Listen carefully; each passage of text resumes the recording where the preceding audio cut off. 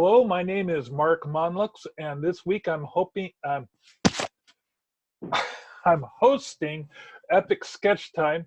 Epic Sketch Time is a weekly online drawing group.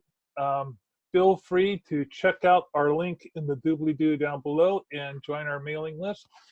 Once you're on our mailing list, you will get a notice that weekend providing you a link when we decide to hold an event, which is typically, like I said, every Monday.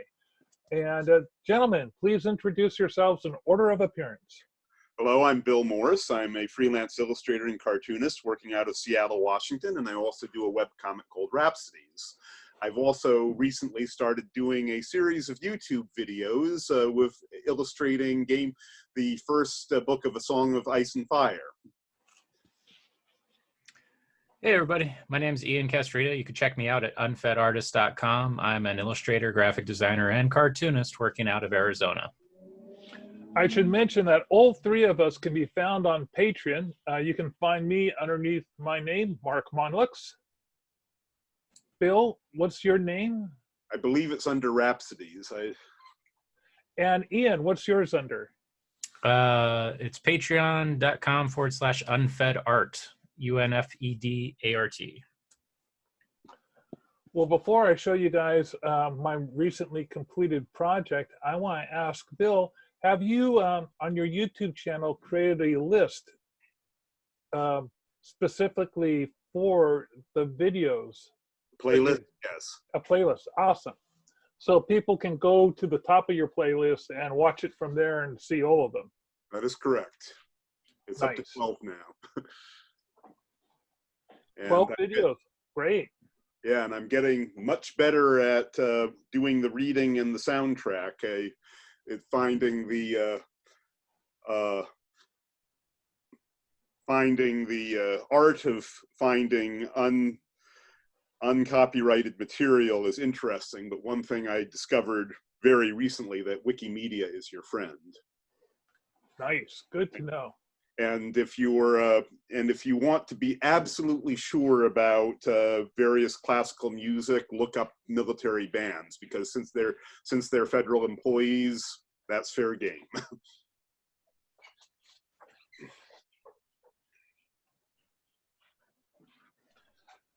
So you guys might remember that I do movie posters. And I want to pull this up as soon as I, okay, I'm going to take over my screen share in just a second.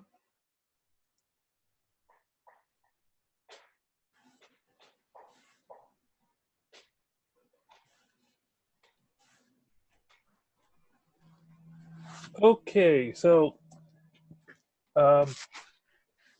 here is, oh, I think I just grabbed, hang on, let me try this again.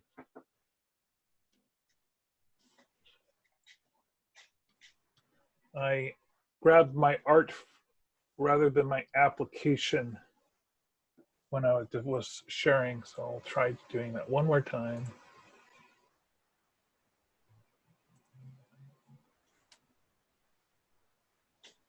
Okay, that should do the trick. So here is all the layers I used to create this poster for a movie called The Fog. And I did something here that I've never done before. I heavily used opacity and blurring. What's it called? Gaussian. Gaussian. You sure that's not a main way of saying it with a Boston accent? Just double checking. My blend of Northeast accents isn't that all over the place. Okay. Well, it's better than me calling it a Gaussian blur. So a Gaussian blur. Okay, so what I started with was a nice background, layered in some background fog, put in some background silhouettes. These were initially, these were firm silhouettes, but I gave them both a gradation. I changed the opacity on them. Thank you. And that's how I created depth of field. This was actually just a white shape. Again, changed the opacity and gave it a blur. To create auroras or little blue highlights around some of the figures, I would laid in a field of color that was their outline, did a blur on that was fairly wide. And then with them, I also wanted their edges indistinct, and I did another blur, but it was slightly smaller in pixel width. And all of their features, I left sharp. I thought about blurring those as well, but I was afraid I was going to fry out. Like I said, I've never done this many blurs before.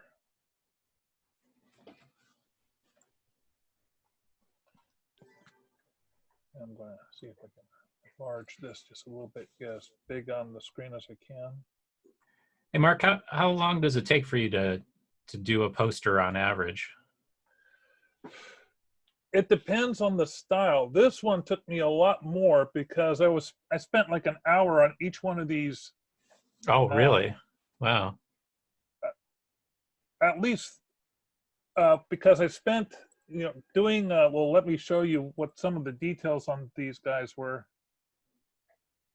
Oh, I'll go back. I'll go up really close. So I was just kind of going nuts. Yeah. On the detail of this. And I used the Illustrator blob tool to draw all of this. And as I was going along, I was drawing really rapidly. And then I was just doing them in grayscale formations. And then I thought, okay, I want to have at least two. In my mind's eye, I knew I wanted to do them black with various lighter tones of black.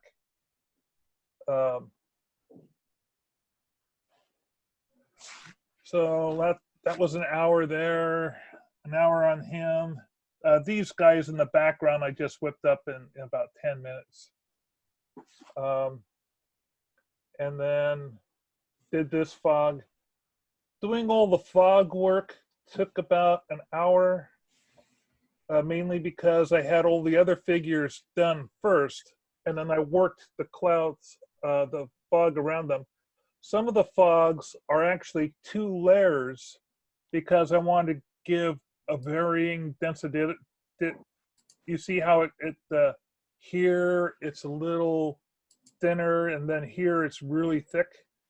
So by doing 2 layers that were slightly irregular shapes on top of each other, I was able to make the fog look a little less uniform. Then on this foreground one, again, I did the blue halo, really stretched it out because I wanted to have this effect along the edge, where that kind of shimmery blue light coming off of it. And I wanted that to be in front of the fog.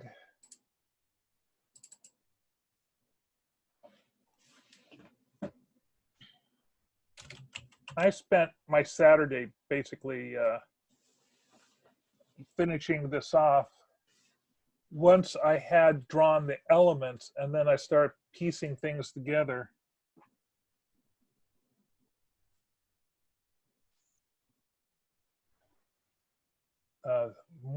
More fog on the front. Did the logo. The logo was really fast. Using the blob tool and an old poster for reference, I was able to do that in about 30 minutes. Put in the weird elephant logo, and the last touch was doing the eyes with the little blurs. I think this poster, 1, 2, 3, spent about an hour trying to figure out what colors I wanted to use based off of previous promotional colors. 5, 6. I would say that there's at least 7 hours of work in here.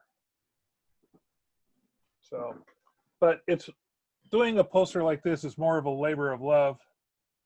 If it was a piece for Clint, I probably would have not spent as much time fiddling over certain pieces. But one of the things I did do was I set an amount of time for myself and said I wasn't going to do anything past Saturday night. Mm-hmm. Like was considering doing a silhouette of a lighthouse, which plays prominently in the movie. Have either of you seen The Fog? No. So this is a film, I think it's from 1980 or 1978, around that time period. And there was a remake done within the last 10 years, which I also saw, which was, in my book, not nearly as good as this one. I mean, it's still a decent movie, but this one just creeped you all out. And a young Jamie Lee Curtis starred in this film. Yeah, it was one of those movies, along with Cujo, where even being told about the movie was all it took to give me nightmares. The other one was Cujo. Ian, what are you working on today? It looks like your hero in your book. I forget what your character's name is. He's on yet another date. Oh yeah, it's just having dinner. Yeah, I'm working on the same comic. I've been really trying to balance out the amount of time I spend on these, but obviously, you got to do the whatchamacallit. I think Disney calls it plussing, where you just add little things here and there. So for right now, the character is in a restaurant, and it's a fancy restaurant, and rather than just have the character at a table with no background, I think having like a tuxedoed waiter would add to the ambiance. And I don't know, I think it'll pay off, but it's little touches like that I think add to the well, they obviously add to the time, but it shows that I'm not just like trying to punch these out and get them done. So I'm kind of curious, what's the highest end restaurant either of you guys have dined at? Ooh. So I used to work at I guess it's like a 5-star kind of hotel, but I don't think they actually rated 5 stars. But it's the Arizona Biltmore. It's like a hotel that the Rat Pack used to stay at, and every president has always stayed at. So that they have like 3.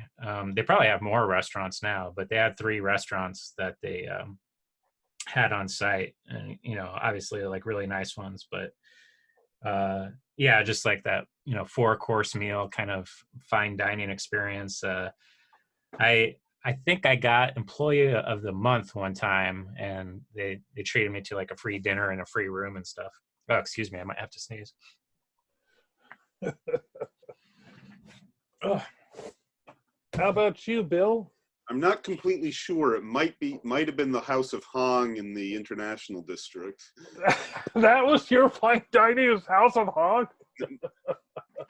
Is that like a Chinese restaurant or something? It's a dim sum place. Oh, I went to a really nice dim sum place in Vegas. Yeah, I mean it's not a bad. It's not the Jade Palace, which with all the waiters screaming and throwing plates into bins and oh my god, and family seating.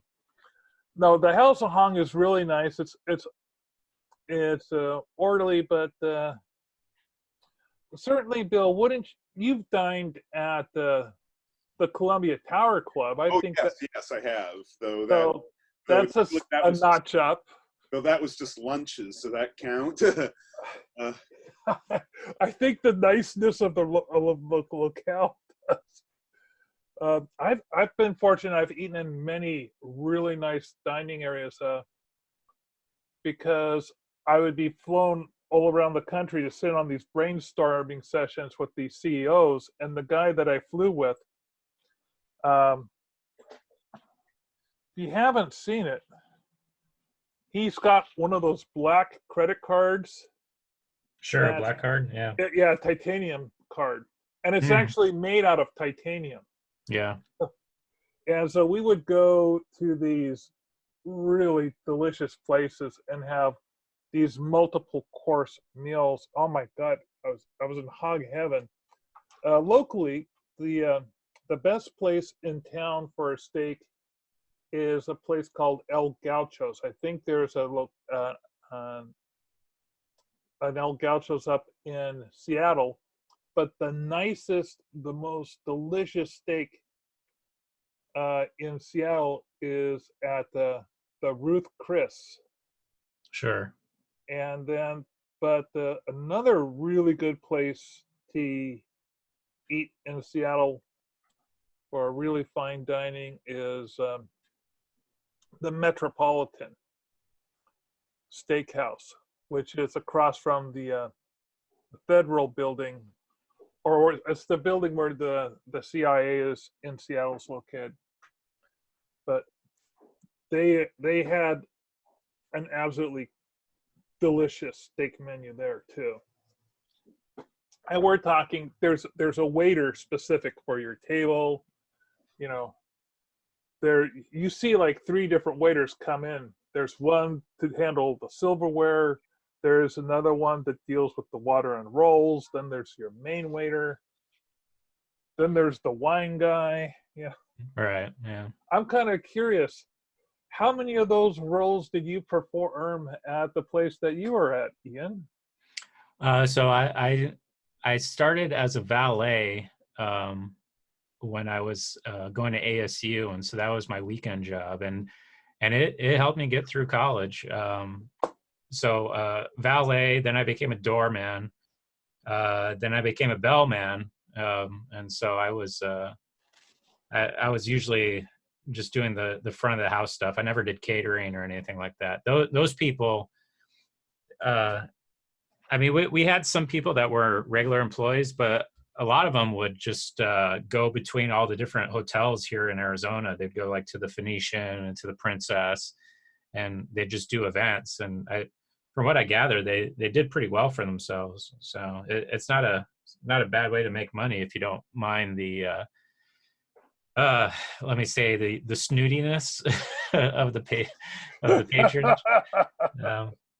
I mean, it's one of those jobs where everybody looks down on you, and it can ride you a little bit sometimes. So.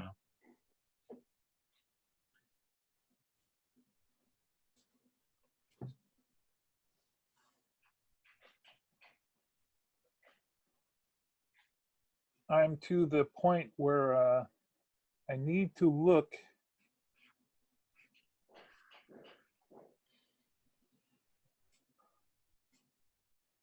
and find my original files that I did my monster cards in. Why is that? Because I want to start compiling my alien cards. And I'm trying to decide, okay, I pretty much have them listed, but maybe I should see which ones should be inside which decks. Or I thought, that doesn't really matter, just put them in randomly. Because I'm thinking if I put them in the order that I think of them, then that means like the suit of the Ace of Hearts will be early on in all my selections, and those will be the more popular ones because I thought of them first. And then the really crappy ones will be like in the deck of diamonds, because those are all the straight to video VHS. And then would I be shortchanging anyone who likes diamonds or something like When But you decided on the format of just using like, well, is it just called poker cards? Like, is there a better way to refer to that type of? a poker deck, Yeah, poker deck. there are two. Well, I mean, first, there's like collectible cards. There's like tarot cards. I mean, you could even make like a card game, right? Like that's pretty big right now. well, the Like, first thing I had to do is determine the size, because card decks come in a variety of sizes that are slightly off from each other. Like decks that are used for certain card games, some might be thinner than others and others are wider. So you have to, once you make the determination on size, that was the big thing. When I first started doing the deck of cards, there weren't that many places that could print them. But you know, it took me a couple years to put the deck together. And by then, when I went back in to research the numbers to get an actual bid again, I found out that multiple card places had popped up, or printers that specialized in the cards, and suddenly I had a wider variety of options. For example, all my cards have a very narrow window in them because I kept the white border on the outside, not thinking or realizing that a bleed option might be available to me if I went to another printer.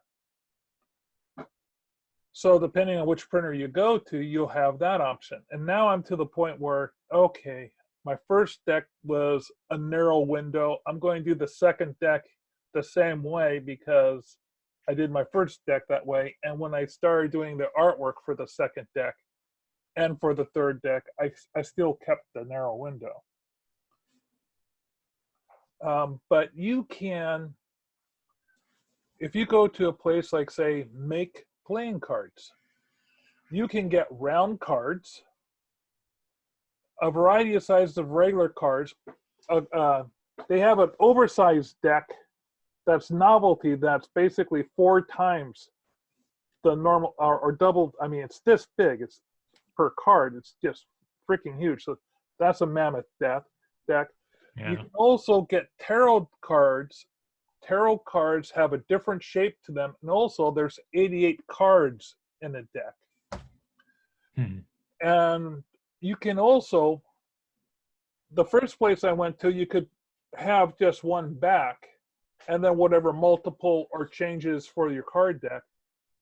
But now with people making their own card games, not only can you have multiple card faces on one side, but multiple card faces on the other side, so that you can create games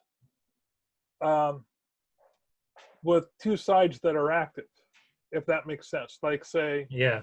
like a deck of Uno, you know, the backs of Uno, you know, the backs are either red, blue, or what have you. There's just a wide variety of options available to you and what you're planning on doing. So why poker? Well, I mean, did you? Well, because at the time that was my only option. Oh, okay, I got you. And I have a whole stack. I have a box full of them. Here it is.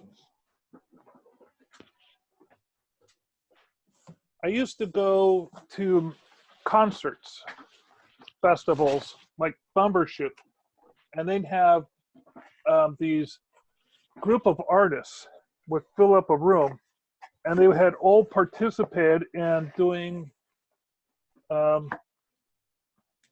deck of cards together. And so these, here's my deck of all my playing cards I've collected. And they're all poker? Actually, yeah, these are all poker, but in this situation, this is what inspired me. These artists, each artist did a different card in the deck. And they're really quite fun. And it was a way to promote all of them together while they were selling their individual not movie poster art, but event poster art. They would do event posters for concerts, but they never attended. They would just pick a famous concert and create new concert art for it. And I bought a number of prints from them because their work was just stellar. And then I'd always pick up one of their decks. And I did that for about 3 years. And then the next thing you know, I started seeing these everywhere. There's a place, here's a deck of playing cards, just a poker deck that was done from our local weekly independent called The Stranger inside Seattle. And I can't open up the deck. There we go.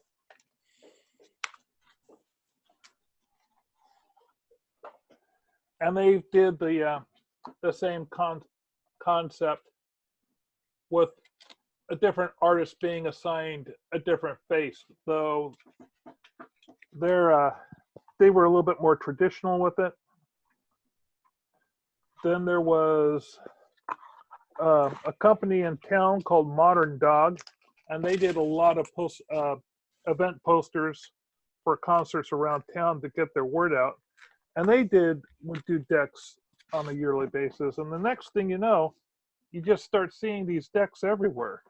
And I had always wanted to do a deck. And I can tell you a couple things. Like, I have some really fun decks here. Here's a deck called the Design Deck. And inside of it, on each different card, is a different element of a design rule or a font rule or something that would that only a designer would know, that could come in handy to you if you were, designing something. A practical guide to graphic design and a deck of cards. That guy he came out with another deck of cards called the Font Deck, and each card goes over a little different thing. Everything from individual fonts to breaking down of serifs. Oh, I think different serif elements, calling them out. I think I might have seen that one.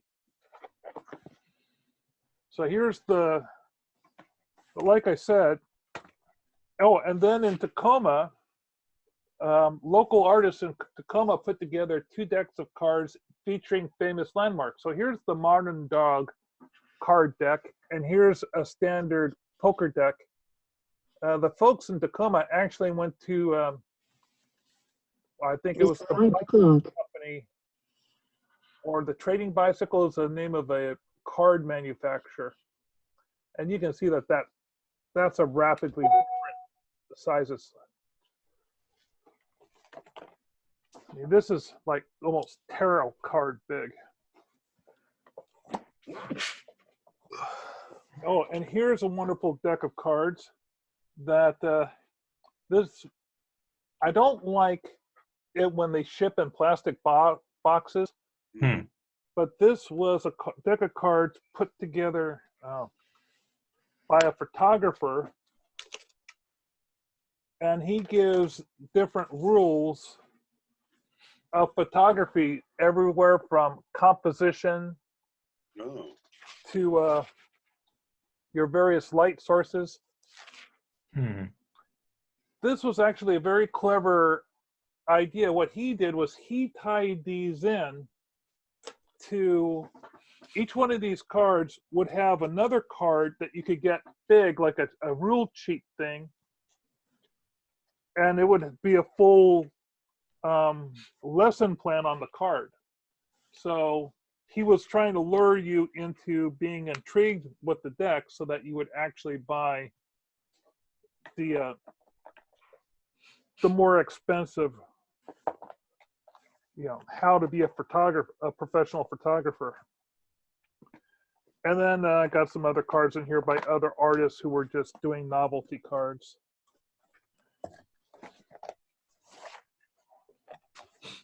I love this guy's artwork. So this fellow did a book called Badass, and it's about all these badass characters in history. And he had to illustrate. He Wow. didn't lead them, but he would really go off to the edges. And so each one of these would talk about a badass person. This one is a nice little Egyptian person. And then he goes into a little summary like, this person's name is Hatshepsut. Oh, I know her. She was one of the Egyptian pharaohs. Yeah. They tried to erase her from history, but they didn't do that completely. I've been hearing that it was a bit more complex than that, but even so, it's... So let's see. Barbarossa's in here. Judah Maccabee. The guy picks everything from people from the library to history. Who's this guy? John Paul Jones. Oh. So his tie-in was he did a book called Badass. Actually, a couple different books, and he thought, okay, I'll take those characters and put them on a deck of cards and sell those. Yeah. As long as he was doing the comic book circuit. I actually saw John Paul Jones's tomb in Annapolis. It's really quite impressive. So, what type of mini collections do you guys have? This is just like one of like a dozen little mini collections I have around my house. I probably have way too many things. I remember you showing us your cookie. Oh, the cookie jar collection? Yeah, cookie jar collection. Collection. Of which Bill has a couple. Yep. I follow his advice with keeping all my receipts in one, and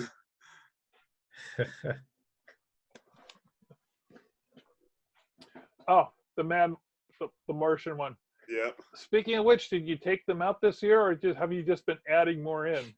I put them, I file them every year, and so that to be refilled yet again. I've been using I have two cookie jars that look like little metro cars. Mm-hmm. And so I've been putting my receipts in there. Let's see. I have a small fox collection for what that's worth, but A small fox collection? yeah, I mean, As in small foxes or just foxes? Oh, well, just fox. yeah, I mean, it's all as in that there aren't that many. I haven't gone that much out of control over them. I think it's about 8 pieces. So it's a small collection, not a small collection, a collection of small things. Probably my most extensive collection is, let's see. This is a bookshelf filled with lurid vintage paperbacks from the 30s, 40s, and 50s. Wow. And I used to go out and collect those all the time. I'll pick a few covers to show off. Hey, Mark. Yeah. We only have about 5 minutes left, so.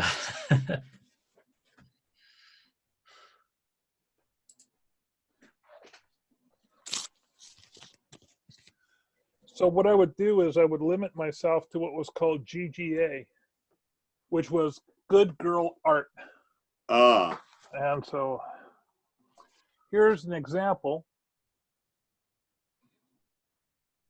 I mean, There was nice and alert.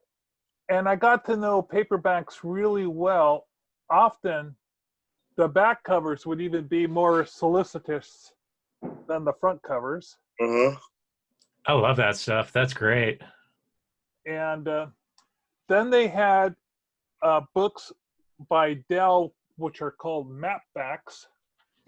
And what that would have is like a map of either the apartment or the royal grounds or wherever the mystery occurred, showing you where the murder occurred and where this was, and you know, it was almost like a crime scene type thing. There was briefly a illustration gallery on First Avenue, and the artist, I would stop by there and talk shop with the owner quite a bit, and more than once he had a series of good girl pieces on display. And this is something called a double back, where it would have a story on one side, and then you would read this, then you would flip it over, and there was another story. So you would read, there would be actually 2 books in one. So what made up, when I had little qualifiers for good girl art, was the girl had to be prominent on the cover. Yeah, I didn't correct, you know, if there were 2 cowboys fighting, I wouldn't bother buying the book. I mean, there's lots of good vintage stuff that doesn't have women on the cover, but I was a GGA fan, so I always looked for those. And remind me officially, besides the cheesecake, what's the official definition of good girl? I mean, I assume a prominent picture of Dragon Lady from Terry and the Pirates would not be a good girl picture. You'd be surprised. More value would be given to it if it was, the more lurid, the better. But sometimes that just didn't happen. Like I have one here. All it is just a dame on the street.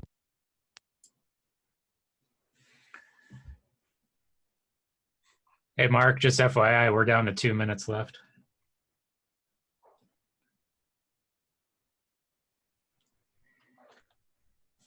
Oh my.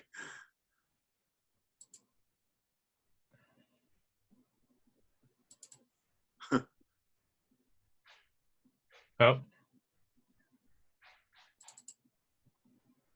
Can you hear me? Mark, I think you unplugged yourself when you were reaching the...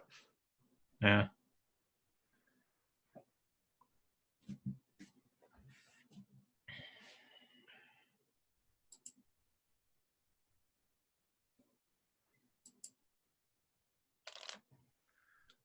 Well, thank you for joining. We're saying goodbye. All right. Bye, everybody. Bye.